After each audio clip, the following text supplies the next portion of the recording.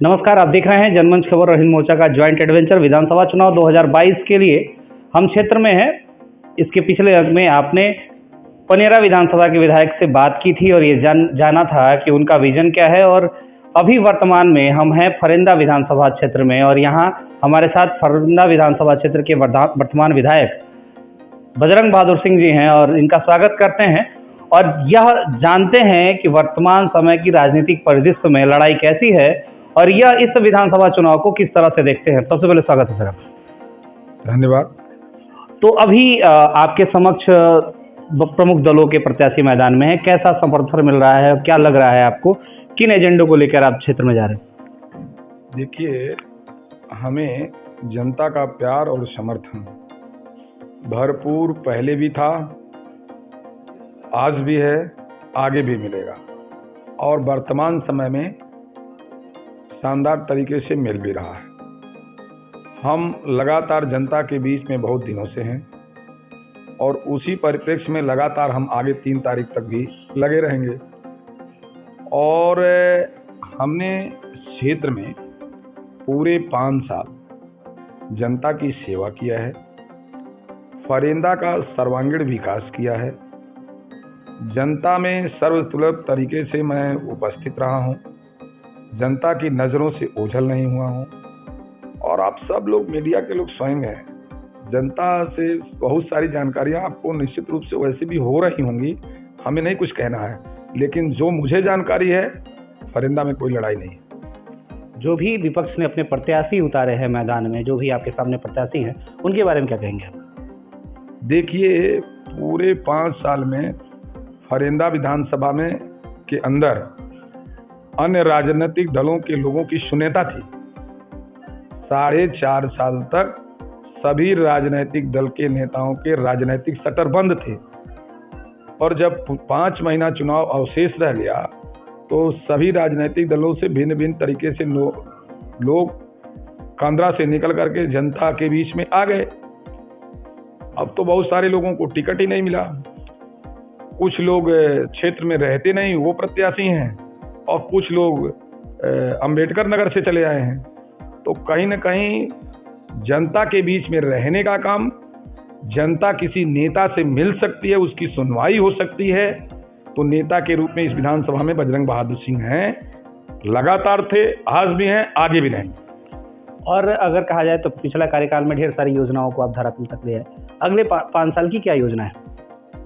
देखिए, विकास एक सतत प्रक्रिया है और राजनीतिक क्षेत्र में रहते हुए, सामाजिक क्षेत्र में रहते हुए, किसी राजनीतिक दल का विधायक होने के नाते हमारी प्राथमिकता है जनता के बीच में रहना और अनवरत फरेंदा विधानसभा का विकास हो, फरेंदा विधानसभा में इंफ्रास्ट्रक्चर लगे, फरेंदा विधानसभा के अंदर कल कारखाने लगे, फरेंदा विधानसभा के अंदर रोजगार का सृजन हो, फरेंदा विधानसभा के अंदर सड़कों का चौड़ीकरण हो, शुद्धिकरण हो।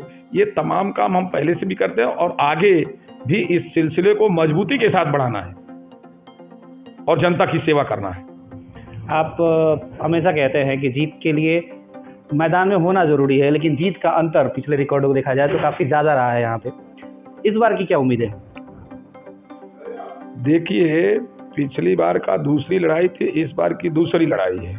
पिछली बार सभी राजनीतिक दल मिलकर के एक मंच पे लड़े थे, आज सभी राजनीतिक दल अलग अलग लड़ रहे हैं और ये सभी राजनीतिक दल के नेता विधानसभा में रहे ही नहीं, विधानसभा में काम नहीं किए हैं।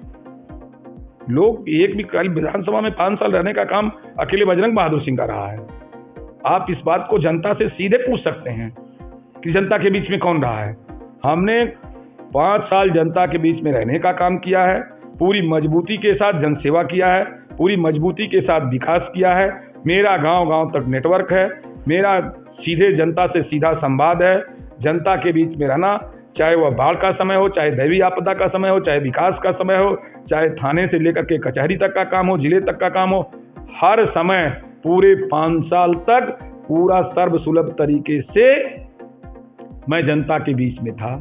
मेरी सबसे बड़ी उपलब्धि यही है कि 15 वर्षों की राजनीति में किसी चौराहे पर, किसी बाजार में, किसी चाय की दुकान पे इस बात की हमने चर्चा नहीं उठने दिया कि जिस विधायक को हम कई बार से वोट दे रहे हैं उसी विधायक का आता पता नहीं है। क्यों कि जनता के बीच में हर समय, चाहे सुख का समय हो, चाहे दुख का समय हो, चाहे विकास का समय हो, हर समय कार्यकर्ता और जनता के बीच 5 साल तक पूरा निर्बाध गति से मैं चलने का काम किया हूँ। 5 प्रमुख कार्य ऐसे जो विधानसभा में क्षेत्र के लोगों के लिए एक नज़ीर हैं और इस पूरे पिछले 5 सालों में हुए हैं। पहली बात तो फरिंदा विधानसभा में किसी भी विकास खंड में कोई भी सड़क 2 लेन नहीं थी। तो सबसे बड़ी उपलब्धि कि मेरे इस 5 साल के कार्यकाल में 152 किलोमीटर सड़क 2 लेन कराई गई है और कम से कम ग्रामीण मार्गों को जोड़ने के लिए 200 से 300 सड़क हमने स्वीकृत कराया है और कम से कम 100 करोड़ रुपए का सीसी रोड इस विधानसभा में बन रहा है गांव को जोड़ने के लिए, गांव के अंदर इस तरह का। उसके बाद मैंने इस क्षेत्र में 2 बड़े पुलों का निर्माण कराया, 3 बड़े पुलों का निर्माण कराया, जिसमें के लिए लोग जल सत्याग्रह किया करते थे। एक श्रीनगर का पुल था, 2 सालों से रास्ता बंद था, उस पुल का निर्माण कराया गया। परगापुर घाट का पुल था, वहां जल सत्याग्रह चल रहा था, 6 महीने तक चला था और तब भी वो पुल नहीं बना था, उस पुल को भी बनवाने का काम किया गया। उसके बाद इस क्षेत्र के लोगों के आस्था का केंद्र है दुर्गा मंदिर लेहड़ा, जिसके मंदिर के स्थल विकास के लिए, वहां के सौंदर्यीकरण के लिए मैंने बड़े पैमाने पे लगभग 15 करोड़ रुपए स्वीकृत करा के वहां पूरे मंदिर तक 2 लेन की सड़क, धर्मशाला और सेट बनवाने का काम शानदार तरीके का किया है। तीसरा, हमारे क्षेत्र के नौजवानों को खेलने का अवसर प्राप्त हो सके उसके लिए हमने तहसील मुख्यालय पे 3 करोड़ की लागत से मिनी स्टेडियम बनवाया, जो जनता को आज बन करके समर्पित है।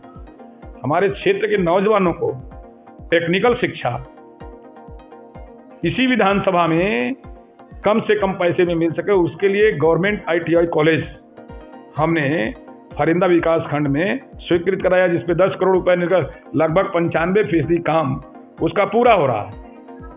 तो हम लोगों ने तो कोई क्षेत्र का बचा नहीं जिस क्षेत्र में काम नहीं किया गया। इरिगेशन के बंधों को मजबूत बनाने के लिए हमने पर्याप्त पैसे स्वीकृत कराए हैं। हमने अपने आनंद नगर टाउन एरिया का विस्तारीकरण कराया, फिर एक नई टाउन एरिया घोषित कराया और कोई गांव, कोई टोला, कोई पुरवा नहीं है जहां संपर्क मार्ग से गांव जुड़ने गया हो।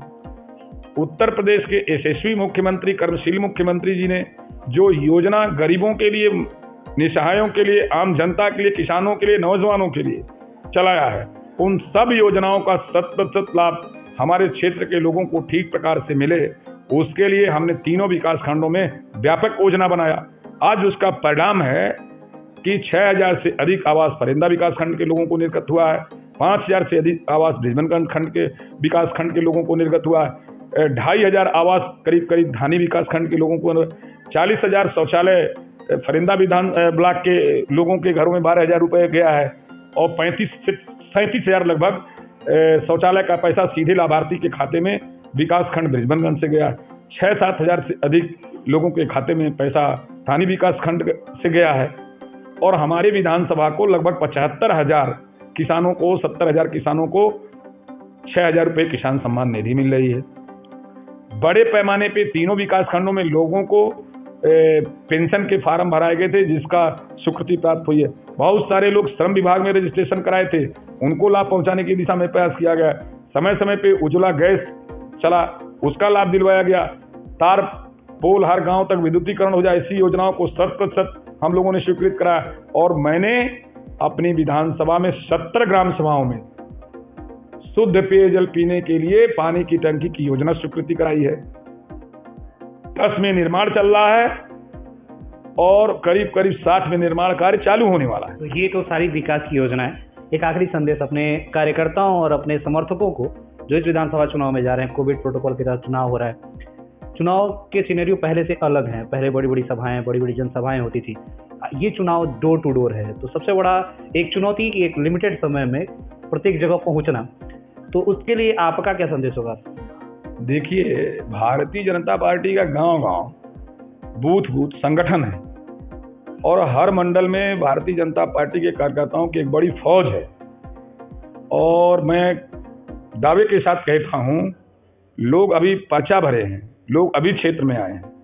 हमारे यहाँ जन विश्वास यात्रा के पहले से पूरी तरह से तीनों चारों विकास खंड में सिस्टम से door to door Bharatiya Janata party कार्यकर्ता 1 बार 2 बार 3 बार हो लिया है और अभी 3 तारीख तक कम से कम 6 बार लोगों के घरों तक हमारे कार्यकर्ता पहुंचेंगे और बड़े पैमाने पे कार्यकर्ता बूथ स्तर पे लग गए हैं।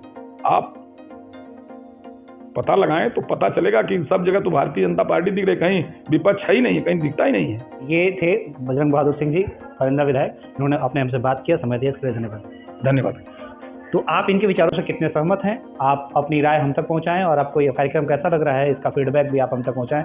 जनमंच खबर रहीम मोर्चा के ज्वाइंट एडवेंचर को देखने के लिए आपका धन्यवाद।